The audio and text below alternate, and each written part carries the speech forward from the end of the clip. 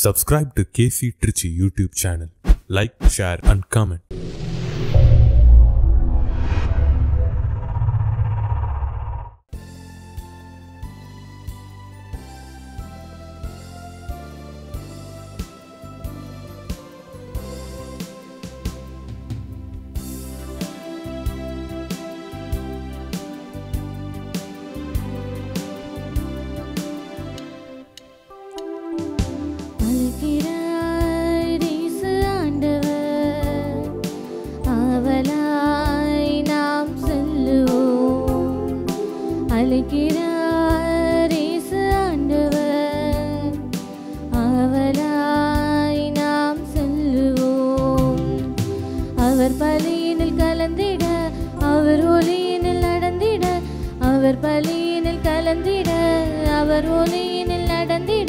சாட்சிகளாய் என்று வாழ்ந்திட இந்நாளிலே அழைக்கிறார் இயேசு ஆண்டவர்.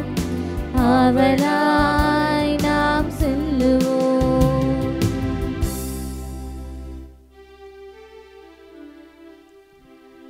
தந்தை மகன் தூயாவியாரின் பெயராலே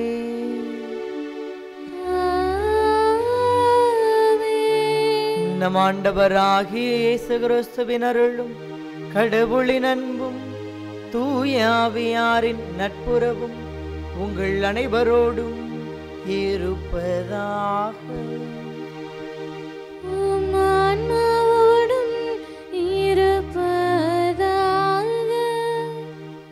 இறைவன் இயேசுவில் அன்புக்குரியவர்களே, கடந்த நாள் முழுவதும் நம்மை கரம்பிடித்து வழி நடத்திய கடவுள் இந்த புதிய நாளை நமக்கு தந்திருக்கிறார். இந்த நாள் முழுவதும் இந்த இறைவனின் பணியை செய்கின்ற மனிதர்களாக மகிழ்வோடு நம் வாழ்வை அமைத்து கொள்ள அருள் வேண்டிட நாம் அழைக்கப்படுகின்றோம். இறைவன் செய்த நன்மைகளுக்கு நன்றியாகவும் இறைவனின் பணியை செய்வதற்கான ஆற்றலை பெற்றுக்கொள்ளவும் இப்பலியில் இணைந்து தொடர்ந்து ஜெபிக்கின்றோம். சகோதர சகோதரிகளை, தூய மறை நிகழ்வுகளை கொண்டாட நாம் தகுதி பெறும் பொருட்டு நம் பாவங்களை ஏற்றுக்கொள்வோம். எல்லாம் வல்ல இறைவனிடமும் சகோதர சகோதரிகளே, உங்களிடமும் நான் பாவியனை ஏற்றுக்கொள்கிறேன். ஏனெனில் என் சிந்தனையாலும் சொல்லாலும் செயலாலும் கடமையில் தவறியதாலும் பாவங்கள் பல செய்தேன். என் பாவமே, என் பாவமே, என் பெரும் பாவமே. ஆகையால் எப்பொழுதும் கன்னியான புனித மரியாவையும் வானதூதர் புனிதர் அனைவரையும், சகோதர சகோதரிகளே உங்களையும் நம் இறைவனாகிய ஆண்டவரிடம் எனக்காக வேண்டிக் கொள்ள மன்றாடுகிறேன். எல்லாம் வல்ல இறைவன் நம் மீது இரக்கம் வைத்து நம் பாவங்களை மன்னித்து நம்மை நிலை வாழ்வுக்கு அழைத்து செல்வாராக. ஆமென்.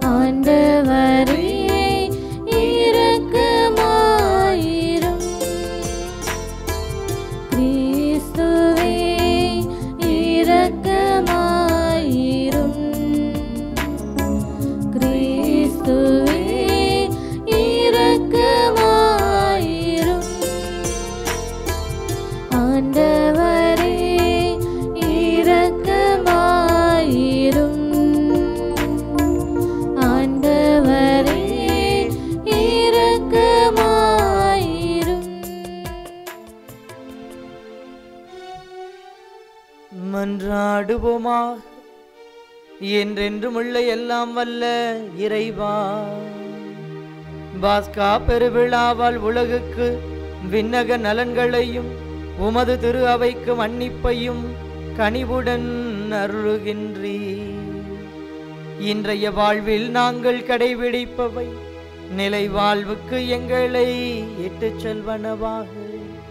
உம்மோடு தூயாவியாரின் ஒன்றிப்பில் இறைவனாய் என்றென்றும் வாழ்ந்து ஆட்சி செய்கின்றவர் வழியாக உம்மை மன்றாடுகின்றோம்.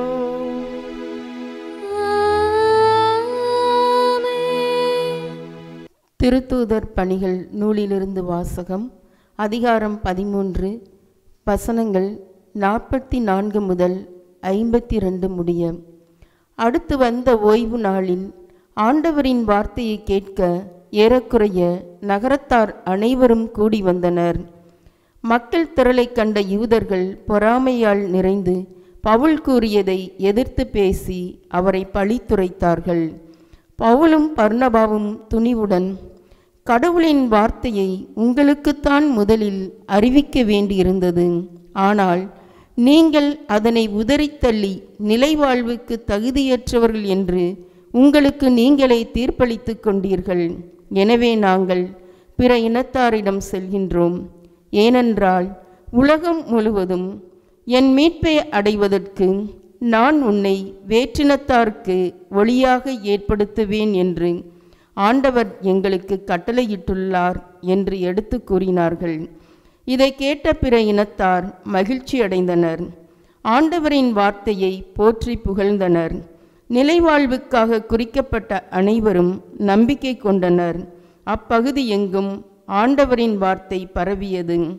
ஆனால் யூதர்கள் கடவுளை வழிபட்டு வந்த மதிப்புக்குரிய பெண்களையும் நகரின் முதன்மை குடிமக்களையும் தூண்டிவிட்டு பவுலையும் பர்னபாவையும் இன்னலுக்குள்ளாக்கி அவர்களை தங்களது நாட்டிலிருந்து துரத்தி விட்டார்கள். அவர்கள் தங்கள் கால்களில் படிந்திருந்த தூசியை அவர்களுக்கு எதிராக உதறிவிட்டு இக்கோனியாவுக்கு சென்றார்கள். சீடர்களோ தூய ஆவியால் ஆட்கொள்ளப்பட்டு மகிழ்ச்சியில் திளைத்திருந்தார்கள். ஆண்டவரின் அருள்வாக்கு. இறைவனுக்கு நன்றி.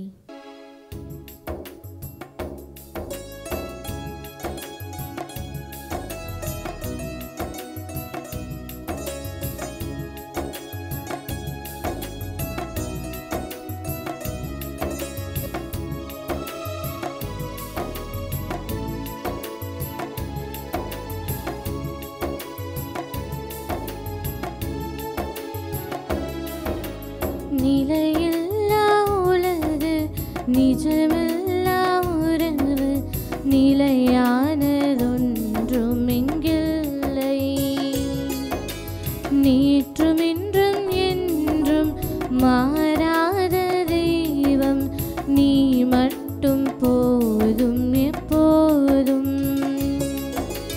நீ மட்டும் போதும், நீ மட்டும் போதும், நீ மட்டும் போதும் எப்போதும். நீ மட்டும் போதும், நீ மட்டும் போதும், நீ மட்டும் போதும் எப்போதும்.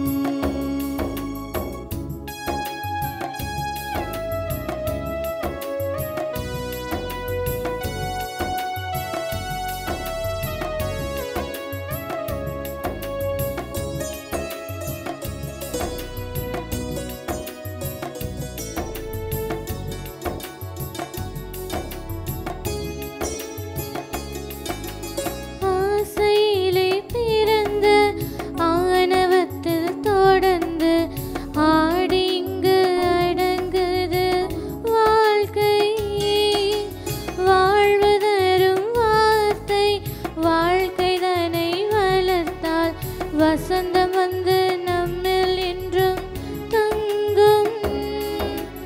ஆசையிலே பிறந்து ஆணவத்தில் தொடர்ந்து ஆடி இங்கு அடங்குது வாழ்க்கை. வாழ்வதரும் வார்த்தை வாழ்க்கை தனை வளர்த்தால் வசந்தம் வந்து நம்மில் என்றும் தங்கும்.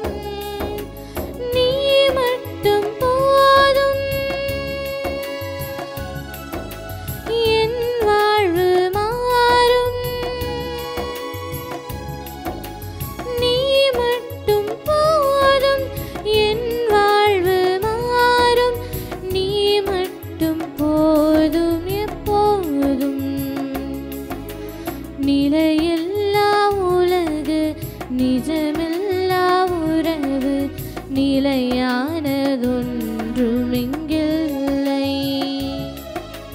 நேற்றும் இன்றும் எங்கும் மாறாத தெய்வம் நீ மட்டும் போதும் எப்போதும். நீ மட்டும் போதும், நீ மட்டும் போதும், நீ மட்டும் போதும் எப்போதும். நீ மட்டும் போதும், நீ மட்டும் போதும், நீ மட்டும் போதும் எப்போதும்.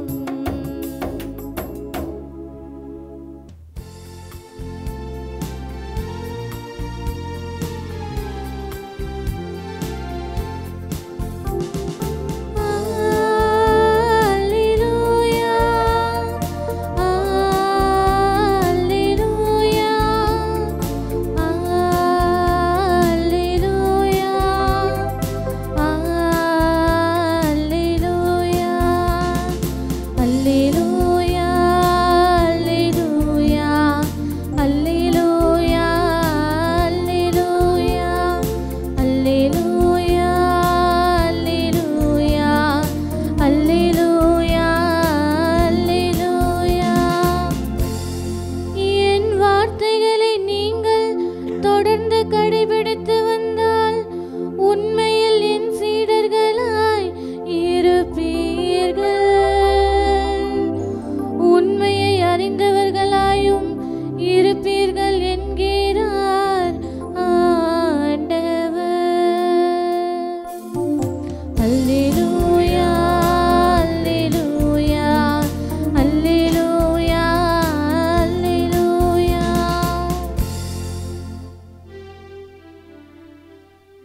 ஆண்டவர் உங்களோடு இருப்பாராக. உம் ஆன்மாவோடும் இருப்பாராக. யோவான் எழுதிய தூய நற்செய்தியிலிருந்து வாசகம். ஆண்டவரே, மாட்சி உமக்கே. அதிகாரம் 14, இறை வசனங்கள் 7-14 முடிய. அக்காலத்தில் இயேசு தம் சீடரை நோக்கி, நீங்கள் என்னை அறிந்திருந்தால் என் தந்தையையும் அறிந்திருப்பீர்கள்.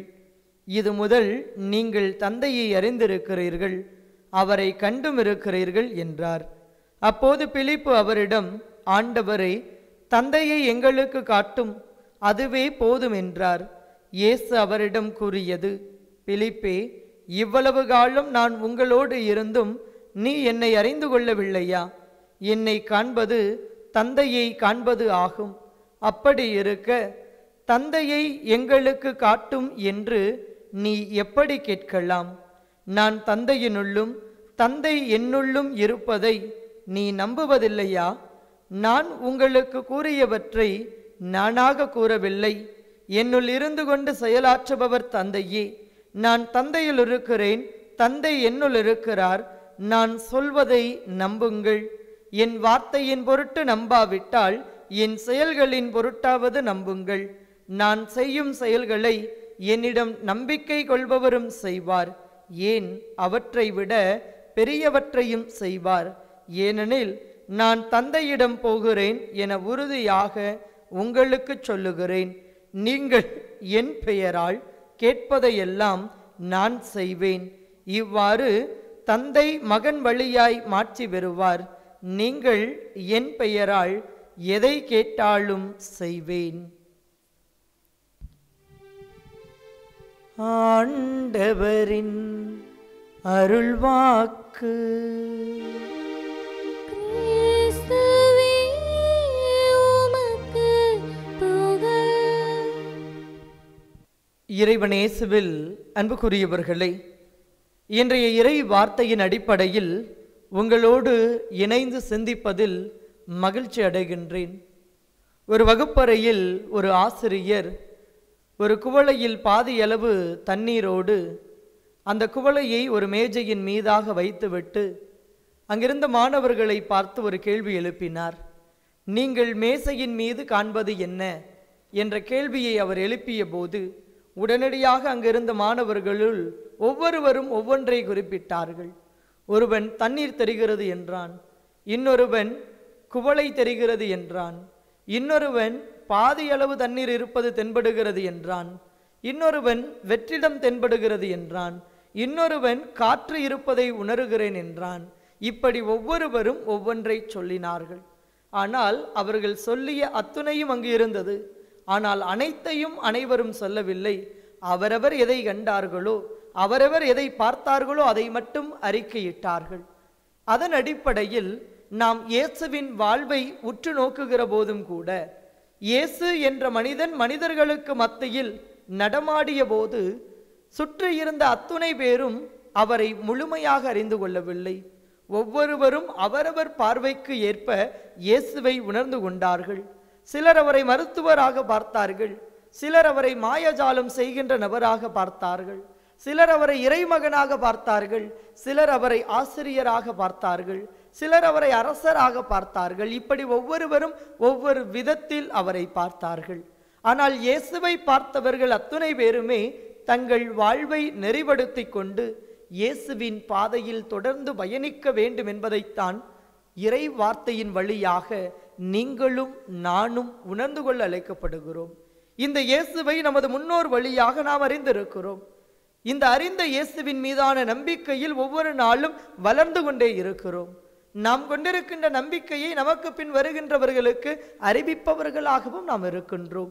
ஆனால் இந்த இயேசுவின் மீதான நம்பிக்கையில் எந்த அளவிற்கு வேரூன்றியவர்கள் நாம் என்ற கேள்வியை நமக்குள் எழுப்பி பார்க்க அழைக்கப்படுகிறோம்.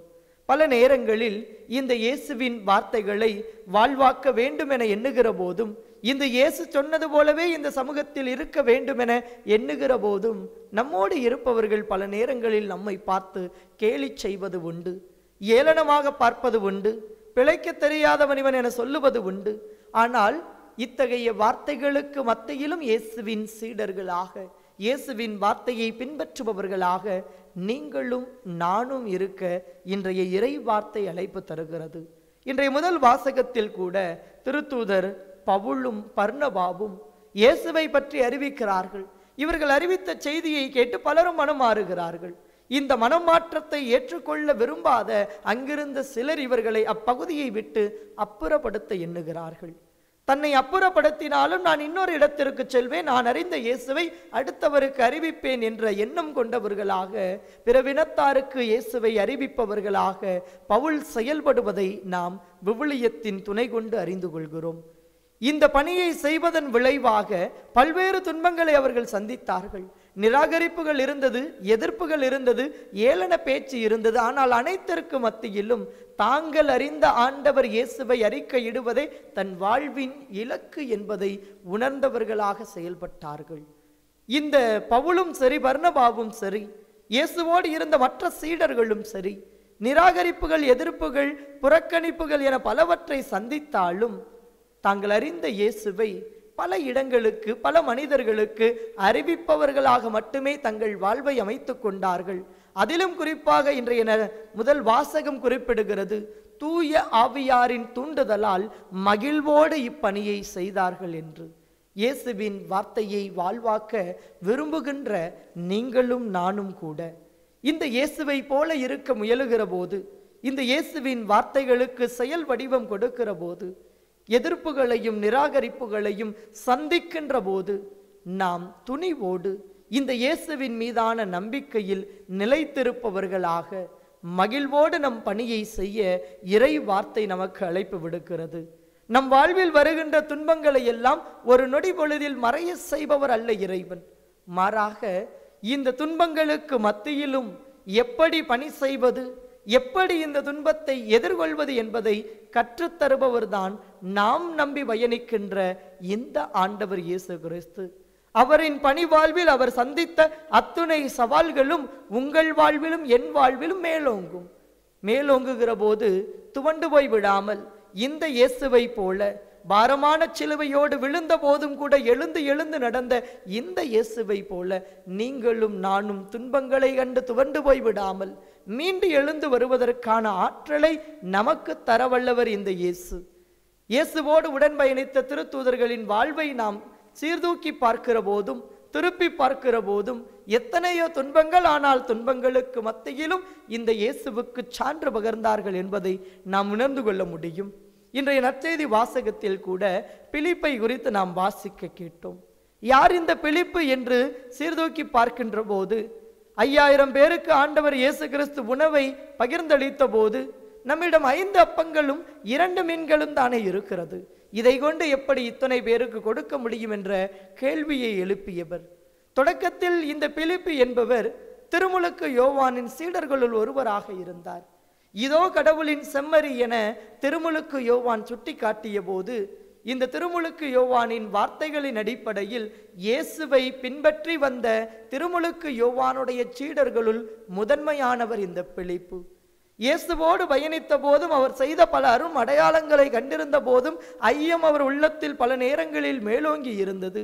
ஆனால் ஐயங்களுக்கு மத்தியிலும் ஆண்டவரிடத்தில் இதயத்தில் பட்டதையெல்லாம் வெளிப்படையாக பேசுகின்ற ஒரு மனிதராக இந்த பிலிப்பு நமக்கு அடையாளம் காட்டப்படுகிறார். விவிலியத்தில் இடம்பெறுகின்ற நத்தானியேல் என அழைக்கப்படுகின்ற பார்த்தலமேயுவை இயேசுவிடம் அழைத்து வந்தவர் இந்த பிலிப்பு அவர்கள். கிரேக்க மொழி பேசுவதில் வல்லவராக இருந்தார். எனவே கிரேக்க மொழி பேசுபவர்கள் இயேசுவை அறிந்து கொள்ள வேண்டும் என்று சொன்னபோது அவர்களை அந்திரேயாவை நோக்கி அழைத்து வந்தவர் இந்த பிலிப்பு என்பதையும் வரலாற்றின் பின்னணியில் இருந்து நாம் உணர்ந்து கொள்ள முடியும். இயேசுவோடு இறுதி ராவுணவில் அமர்ந்திருந்த போதுதான் தந்தையை எங்களுக்கு காட்டும், அதுவே போதும் என்கின்றார். என்னை அறிந்தவன் தந்தையை அறிந்தவன். என்னை நம்பவில்லை என்றால் என் செயல்களை கொண்டாவது என்னை நம்புங்கள் என்று சொல்லி கடவுள் தன்னை முழுமையாக அவருக்கு வெளிப்படுத்த இயேசுவின் மீதான நம்பிக்கையில் ஆளப்பட்டவராக வேரூன்றியவராக தன் வாழ்வில் இந்த இயேசுவை அறிவிப்பதே தன் வாழ்வின் இலக்கு என்று கருதி இந்த இயேசுவை அறிவிக்க பல இடங்களுக்கு பயணம் செய்தவர் இந்த பிலிப்பு அவர்கள்.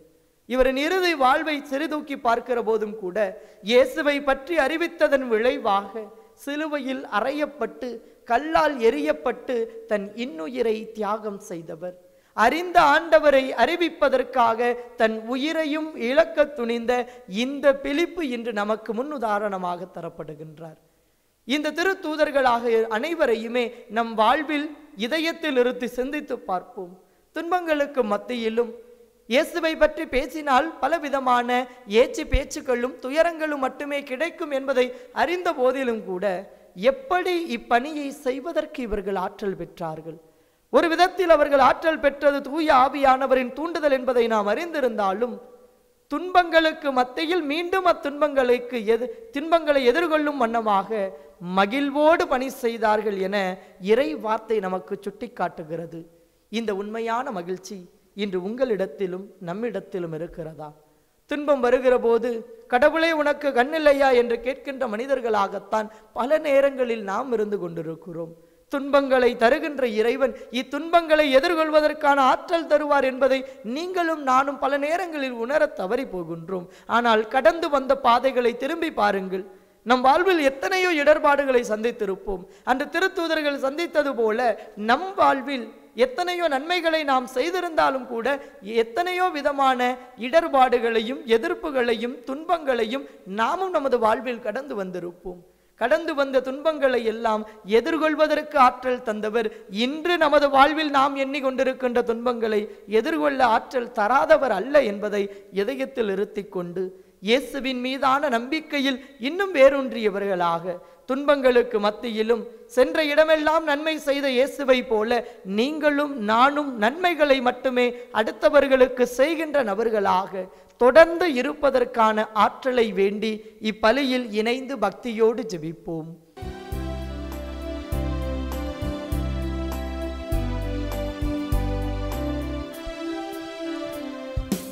உனக்கென நான் தரும் காணிக்கையை உவப்புடன் ஏற்பாய் என் இறைவா. உனக்கென நான் தரும் காணிக்கையை உவப்புடன் ஏற்பாய் என் இறைவா. பலியென என்னை நான் தருகின்றேன், பலியென என்னை நான் தருகின்றேன். உன் பதமலர் பணிந்து மகிழ்கின்றேன், பதமலர் பணிந்து மகிழ்கின்றேன். உனக்கென நான் தரும் காணிக்கையை உவப்புடன் ஏற்பாய் என் இறைவா.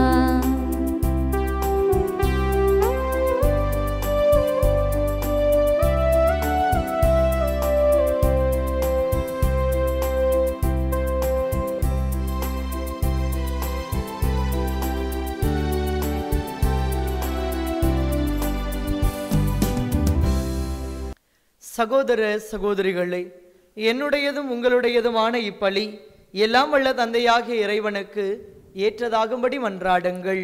ஆண்டவர் தம் திருப்பெயரின் புகழ்ச்சிக்காகவும் மாட்சிக்காகவும் தமது நன்மைக்காகவும் புனித திரு அவை அனைத்து நலன்களுக்காகவும் உமது கையிலிருந்து இப்பலியை ஏற்றுக்கொள்வாராக. ஆண்டவரே, இக்காணிக்கைகளை கனிவுடன் புனிதப்படுத்தி அருள உம்மை வேண்டுகின்றோ. இந்த ஆன்மீக பலியின் காணிக்கையை ஏற்று எங்களை உமக்கு நிலையான கொடையாக மாற்றுவீராக. எங்கள் ஆண்டவராகிய கிறிஸ்து வழியாக உம்மை மன்றாடுகின்றோ.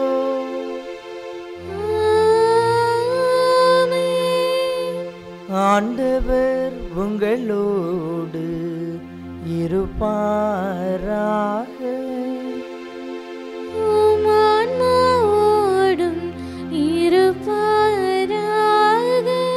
இதயங்களை மேலே எழுப்புங்கள்.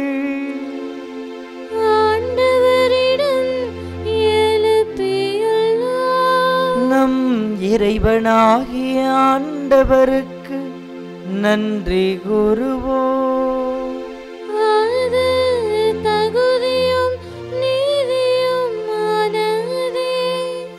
ஆண்டவரே, எக்காலத்திலும் உம்மை புகழ்ந்துரைப்பதும் எல்லாவற்றிற்கும் மேலாக எங்கள் பாஸ்காவாகிய கிறிஸ்து பலியான இச்சிறப்பான காலத்தில் உம்மை என்னும் மிகுதியாக வாழ்த்தி போற்றுவதும் மெய்யாகவே தகுதியும் நீதியுமாகும். எங்கள் கடமையும் மீட்புக்குரிய செயலுமாகும். கிறிஸ்து எங்களுக்காக இன்னும் தொடர்ந்து தம்மை கையளித்து உமது திருமுன் இடையராது வரிந்து பேசி எங்களை பாதுகாத்து வருகின்றார். பலியான அவர் இனிமேல் சாக மாட்டார்.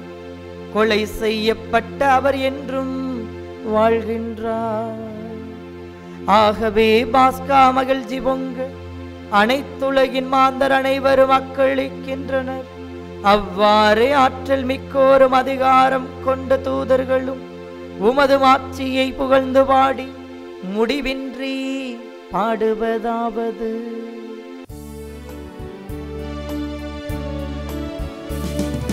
தூயவர் தூயவர் தூயவர் வான்படைகளின் கடவுளம் ஆண்டவர். விண்ணகமும் மண்ணகமும் உமது மாட்சியால் நிறைந்துள்ளன. உன்னதங்களிலே யோசனா, உன்னதங்களிலே யோசனா. ஆண்டவர் பெயரால் வருகிறவர் ஆசீர் பெற்றவர். உன்னதங்களிலே யோசனா, உன்னதங்களிலே யோசனா. ஓசனா ஓசனா ஓசனா ஓசனா. ஆண்டவரே, நீர் மெய்யாகவே தூயவர், தூய்மை அனைத்திற்கும் ஊற்று. ஆகவே உம்முடைய ஆவியை பொழிந்து இக்காணிக்கைகளை தூய்மைப்படுத்த உம்மை வேண்டுகிறோம். இவ்வாறு எங்கள் ஆண்டவர் இயேசு கிறிஸ்துவின் உடலும் இரத்தமுமாக எங்களுக்கு இவை மாறுவனவாக.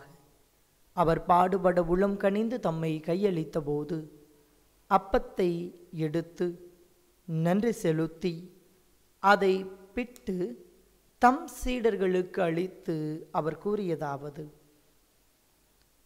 அனைவரும் இதிலிருந்து பெற்று உண்ணுங்கள்.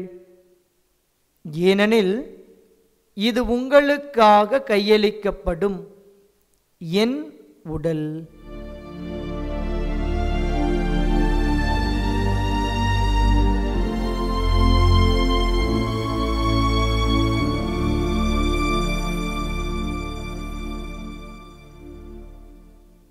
அவ்வண்ணமே இரவு விருந்தை அருந்தியபின் கிண்ணத்தையும் எடுத்து மீண்டும் உமக்கு நன்றி கூறி தம் சீடர்களுக்கு அளித்து அவர் கூறியதாவது: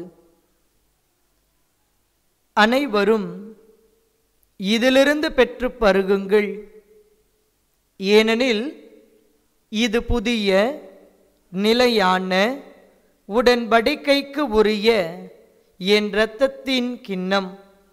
இது பாவ மன்னிப்புக்கென்று உங்களுக்காகவும் பலருக்காகவும் சிந்தப்படும். இதை என் நினைவாகச் செய்யுங்கள்.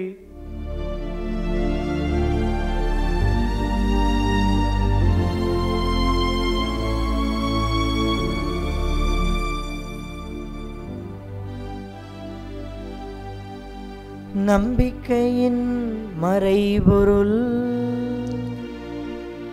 ஆண்டவரே, நீர் வருமளவும் உமது இறப்பினை அறிக்கையிடுகின்றோம், உமது உயிர்ப்பினையும் எடுத்துரைக்கின்றோம். ஆகவே ஆண்டவரே, நாங்கள் கிறிஸ்துவின் இறப்பினையும் உயிர்ப்பினையும் நினைவு கூர்ந்து வாழ்வு தரும் அப்பத்தையும் மீட்பளிக்கும் கிண்ணத்தையும் உமக்கு ஒப்பு கொடுக்கின்றோம். உம் திருமுன் நின்று உமக்கு ஊழியம் புரிய தகுந்தவர்கள் என நீர் எங்களை ஏற்றுக்கொண்டீர். எனவே உமக்கு நன்றி செலுத்துகின்றோம். மேலும் கிறிஸ்துவின் உடலிலும் இரத்தத்திலும் பங்கு கொள்ளும் எங்களை தூய ஆவியார் ஒன்று சேர்க்க வேண்டுமென உம்மை தாழ்மையுடன் மன்றாடுகிறோம். ஆண்டவரே, உலகெங்கும் பரவி இருக்கும் உமது திரு அவையை நினைவு கூர்ந்தருளும்.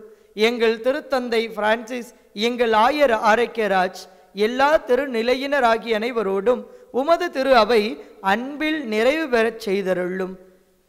இறைவா, நம்பிக்கையோடு இணைய வழியில் இப்பலியை கண்டு ஜெபிக்கின்ற ஒவ்வொருவரின் உள்ளத்து எண்ணங்களையும் ஏக்கங்களையும் நீர் அறிந்து வைத்திருக்கிறீர். தேவையானதை தேவையான நேரத்தில் தந்தவர்களை பாதுகாத்தருளும். முன்னெடுக்கிற எல்லா காரியங்களிலும் உடனிருந்து வழி நடத்தியருளும். மகிழ்வோடு துயரங்களுக்கு மத்தியிலும் பணியை செய்ய ஆற்றல் தர வேண்டுமாய் உமை மன்றாடுகிறோம். மேலும் உயிர்த்தலும் எதிர்நோக்குடன் துயில் கொள்ளும் எங்கள் சகோதர சகோதரிகளையும் இறந்தோர் அனைவரையும் இரக்கத்துடன் நினைவு கூர்ந்து உமது திருமுக ஒலியினுள் ஏற்றருளும். எங்கள் அனைவர் மீதும் இரக்கமாயிரும். கடவுளின் கன்னித்தாயான புனித மரியா, அவருடைய கணவரான புனித யோசேப்பு, புனித திருத்தூதர்கள், இவ்வுலகில் உமக்கு உகந்தவராய் இருந்தோர் ஆகிய புனிதர் அனைவருடனும் நாங்கள் நிலை வாழ்வில் பங்கு கொள்ளும் தகுதி பெற்று உம் திருமகன் இயேசு கிறிஸ்து வழியாக உம்மை புகழ்ந்தேத்தும் வரமருள உம்மை மன்றாடுகின்றோம்.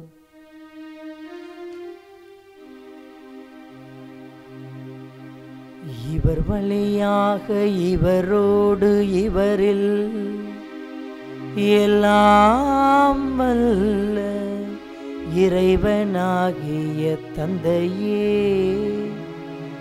தூயாவியாரின் ஒன்றிப்பில் எல்லா புகழும் மாட்சியும் என்றென்றும் உமக்கு உரியதே. ஆமென், ஆமென், ஆமென்.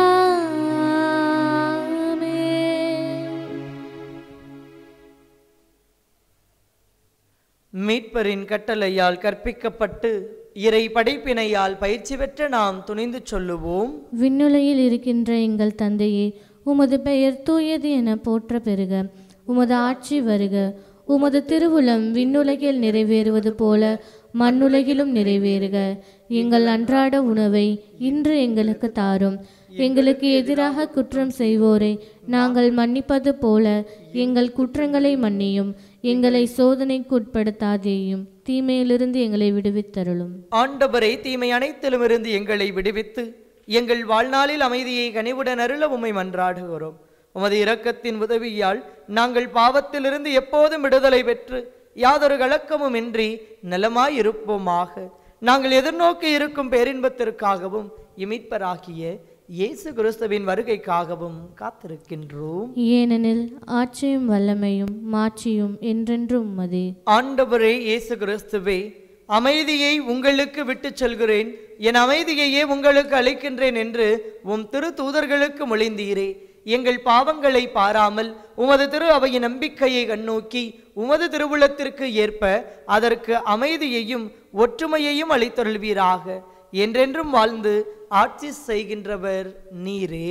ஆமென். ஆண்டவருடைய அமைதி உங்களோடு என்றும் இருப்பதாக, உம் ஆன்மாவோடும் இருப்பதாக. ஒருவருக்கொருவர் நம் ஆண்டவர் இயேசு கிறிஸ்து வழங்கும் அமைதியை மகிழ்வோடு மற்றவரிடம் பகிர்ந்து கொள்வோம். உலகின் பாவங்களை போக்கும் இறைவனின் செம்மறியே, எங்கள் மேல் இரக்கமாயிரும்.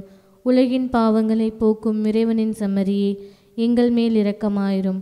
உலகின் பாவங்களை போக்கும் இறைவனின் செம்மறியே, எங்களுக்கு அமைதியை அளித்தருளும்.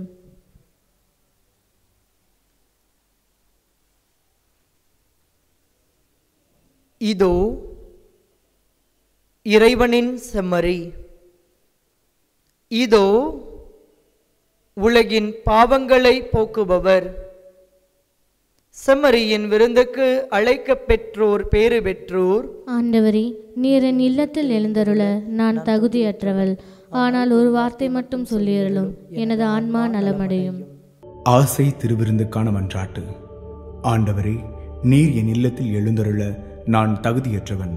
ஆனால் ஒரு வார்த்தை மட்டும் சொல்லியருளும் என்று நூற்றுவர் தலைவன் ஜெபித்தது போல நாங்களும் இப்போது உம் திருப்பாதம் பணிந்து வேண்டுகிறோம்.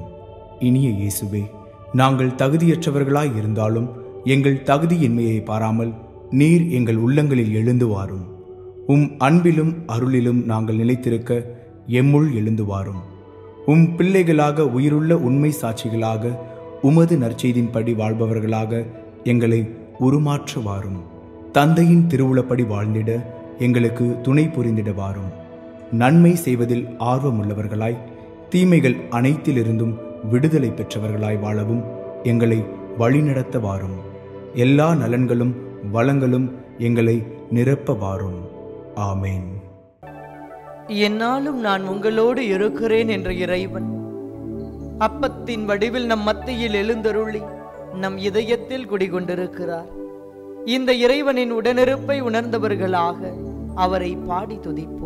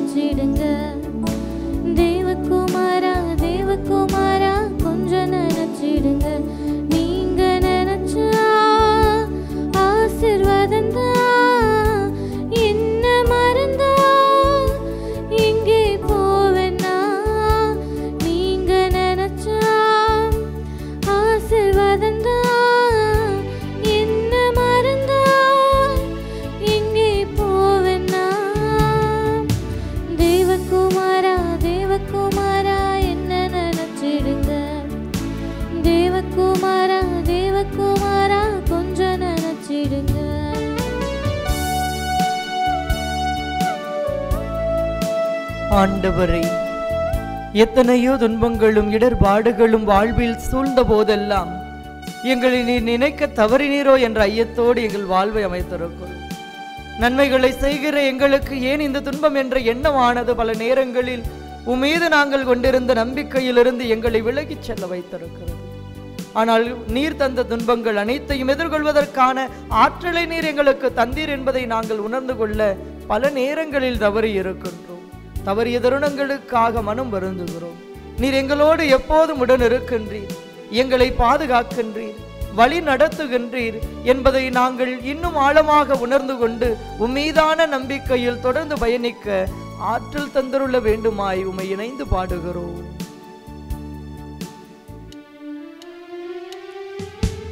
உடைந்த பாத்திரம் நான், அது உமக்கே தெரியும். தேவன் பயன்படுத்துகிறீர், இது யாருக்கு புரியும்? உடைந்த பாத்திரம் நான், அது உமக்கே தெரியும். தேவன் பயன்படுத்துகிறீர்,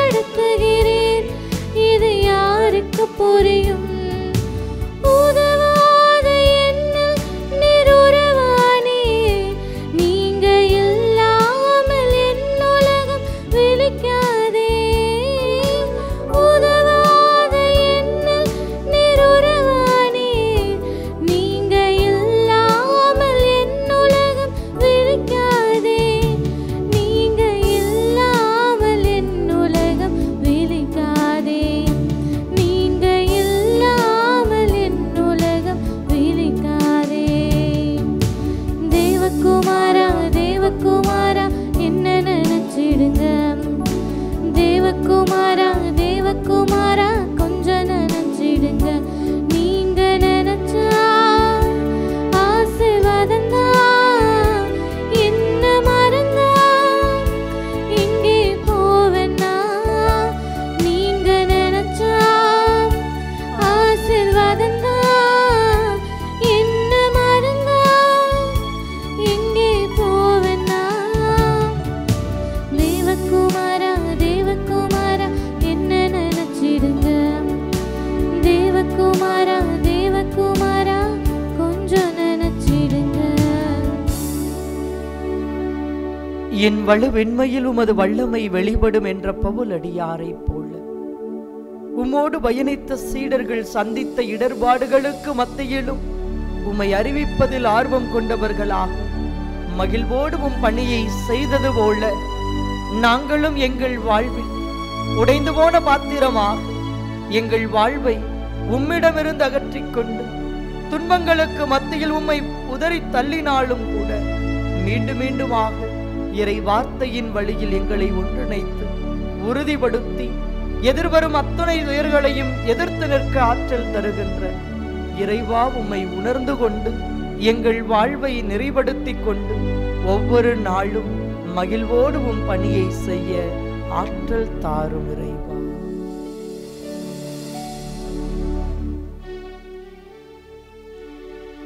நன்றி கூறி மன்றாடுவோமாக.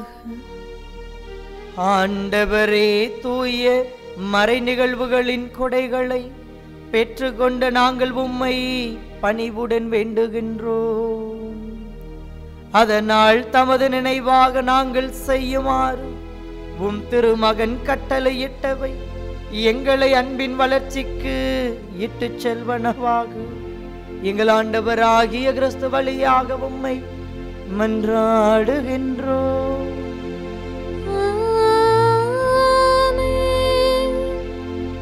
ஆண்டவர் உங்களோடு இருப்பாராக. உம் ஆன்மாவோடும் இருப்பாராக. எல்லாம் வல்ல இறைவன் தந்தை மகன் தூய ஆவியார் உங்களை ஆசிர்வதிப்பாராக. இறைவனின் மக்களாக வாழ சென்று வாருங்கள். திருப்பலி நிறைவேறிற்று. இறைவனுக்கு நன்றி.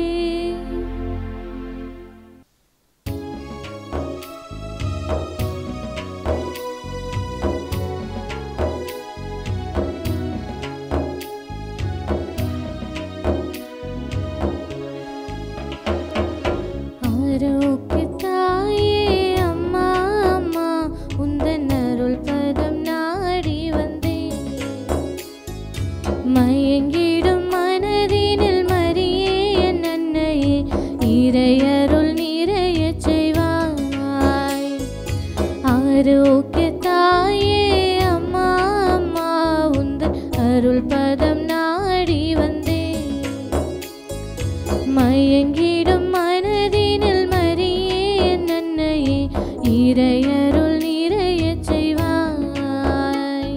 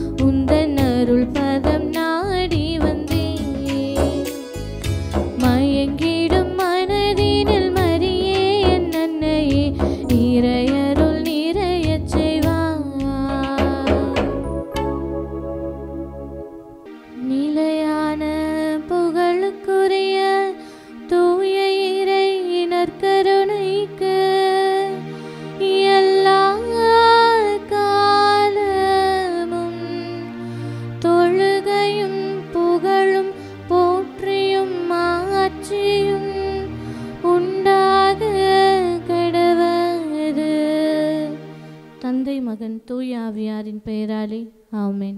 Subscribe to KC Trichy YouTube channel. Like, share and comment.